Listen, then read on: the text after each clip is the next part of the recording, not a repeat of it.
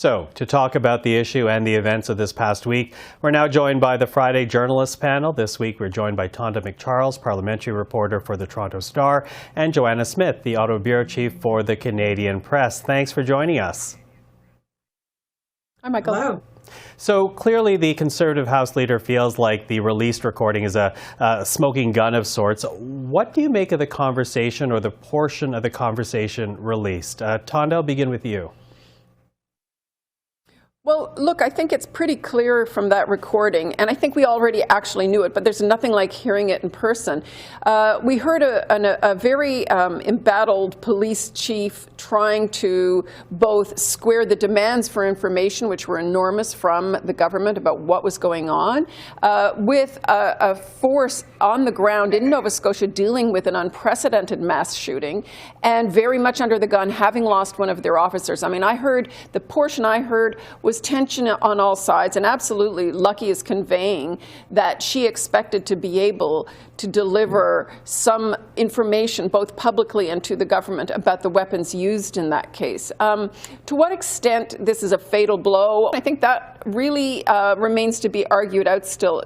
To this extent, look, the inquiry's not over, and we haven't heard everybody speak on that, but there's no doubt there were huge pressures on all of them. Joanna, what do you make of it?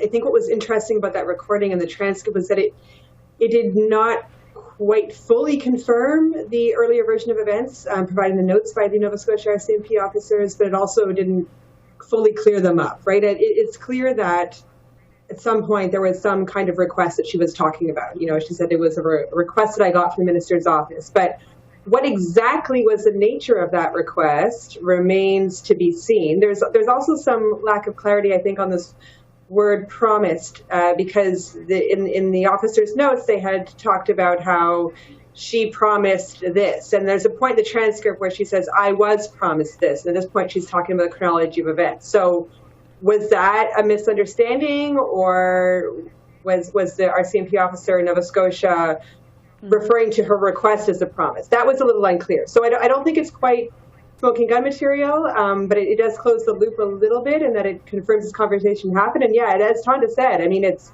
really clear there was huge frustrations and tensions, and you could really tell that they were in the middle of a chaotic situation. And she clearly was frustrated that this information that she thought was important wasn't out there. And she also, I think it's pretty clear, did have that legislation on her mind. Now, Mr. Scheer would also like recordings, documents released to the House to allow members to decide if they were misled by the former public safety minister. What kind of reaction do you think that will actually get? Tonda? Well, I mean, I think the inquiry is getting documents, and does the House get the same documents or others? Look, I think that the government has been pretty sort of clear that, for example, at the Emergencies Act inquiry, where I am right now, they got cabinet documents on an exceptional basis. If Mr. Scheer expects that for every time the Conservatives question whether the government is giving them the straight goods or not, that they'll get cabinet documents, that's not going to happen, and nor would any Conservative government deliver it as well. So I think that might be a wishful thinking. Joanna? I think in this case, it had earlier been unclear whether these recordings even existed or still existed. And then we were surprised yesterday to find out that they did. And so it was really interesting to hear them. But I don't think we can assume that a recording was made of every case. Okay. Well, let's switch over now to another matter this past week. The Finance Minister, Chrystia Freeland, continuing on her warning of tough times ahead. Let's take a listen to what we heard earlier in the week. The fact is that the government simply cannot compensate every single Canadian for every single additional cost imposed by elevated global inflation. If we were to try to do that, we would be pouring fuel on the inflationary flames. We would just be making the Bank of Canada's job harder and ensuring that inflation lasted longer and that rates went up even higher. You know, what's interesting, Joanna, is that the government started this session by touting their support for Canadians struggling with higher costs, and now warns that the tap is about to be shut off, or at the very least giving out less. What does this say to you about the upcoming fall budget update? I think we will not see the type of spending we saw in the previous one. However, if you remember in the previous one, in the fall of 2021, they were originally planning quite a different fiscal update, and then Omicron came along and threw them for a loop. And there was, in fact, sort of pages that you could tell were printed relatively late stage that really threw things out of whack for them. So you never know what might be coming, but I don't think we're going to be seeing a dedicated sort of long-planned huge boost in spending beyond the huge boost in spending we've seen previous. I think she's trying to telegraph that things will be tighter. I don't think that we're going to necessarily venture yet into, the truly what's understood by austerity budgets, but it's going to be definitely by contrast much more austere than what we've seen in the past couple of years. It has been interesting that, yes, as you said, they've defended all that spending they did to support people through the COVID-19 pandemic. Their critics have said they went too far. Even their friends have said they went too far. Former Bank of Canada Governor Mark Carney, who is himself a Liberal, did mention yesterday that perhaps that support went on a bit too long and fueled inflation. So we're not seeing her necessarily retract on that. What we are seeing, though, is this very strong signal that, listen, your mortgages are going to go up and interest rates are higher, and we cannot help you every single time. But they do have these more targeted relief measures on things like, doubling the GST credit for lower income. Mm-hmm. What's interesting, Tonda, as and people talk... And I think... Yeah, go ahead.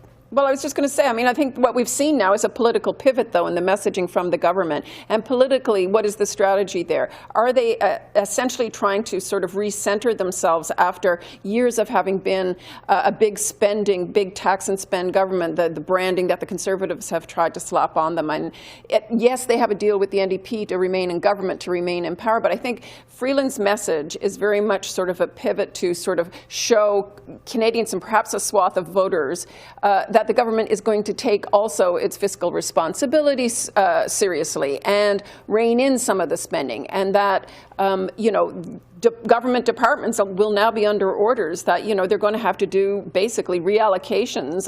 If they want money for some new project, then they're going to have to cut somewhere else. Mm-hmm. Now, of course, we can't end this week without talking about the inquiry looking into the Emergencies Act, where you are right now, Tonda. And really, this past week, we've seen this picture emerge of a police force where there was infighting within the ranks, the OPP calling local Ottawa police leadership dysfunctional, disorganized. And in all of that, the revelation that the Ontario Premier did not want to participate in calls with the Prime Minister and the Ottawa Mayor in the early days of the protest. The Premier, Tonda, is not scheduled to appear before the Commission, but I'm wondering if he would be called. Can he be called? Well, he could be called, and there are a number of groups that are seeking that he be called, that are asking the inquiry to summon Mr. Ford. I think that I wouldn't lay bets just yet on whether he'll be coming, because there might be an upside actually at some point, and he'll want to come, because right now the inquiry is hearing all kinds of suggestions that his government was not taking it seriously, that they cared about Windsor but they didn't care about Ottawa, that they were not prepared to give Ottawa the help it needed, and that's a black mark for Ford if he chooses to address it. But we will hear from his Solicitor General and other top officials in his government who were on a lot of those calls. So I wouldn't bet that he wouldn't come yet. I think Doug Ford loves a scrap too, so we'll see. Okay, so we'll see. Listen, I need to ask you too about what you're looking ahead in the next week of the inquiry. Joanna, I'll begin with you. What are you keeping a very close eye on for next week? Well, I think just more of that communications mess, and just how badly that played into things, and just how much noise, behind the scenes, in addition to all the noise that was in the streets, obviously, really played into their planning. I think this was such a huge event that caught a lot of people by surprise, caught the police by surprise, even though with all the intelligence reports they were getting about just how long that would last. I think it's surprising by how surprised they were. But what I found that really stood out for me in the past couple of days was to find out that not only were they, I think they could potentially be forgiven for not being fully prepared a few days ahead of time. Maybe, I'll give them that. But the fact that by Sunday they still didn't have a plan, by February 9th they still didn't have a plan, a remotely workable plan, one that was deemed characterized as too aggressive. So I think the fact that all this has seemed to have been torpedoed, the response was really torpedoed by these rivalries and infighting and suspicions and lack of trust and competition. It'll be interesting to see whether that continues with other levels of government, whether Ford gets drawn in to that and therefore may want to respond, as Tonda mentioned. And at one point, we really shift more towards the central question of the inquiry, which is not really a postmortem of what went wrong with the Ottawa Police Service, although we are getting plenty of that. It's whether the Liberal government was essentially justified in invoking the Emergencies Act. So I'm really looking forward to a closer examination of that question. Okay. And Tonda, again, you're at the Commission. What are you keeping an eye out for next week?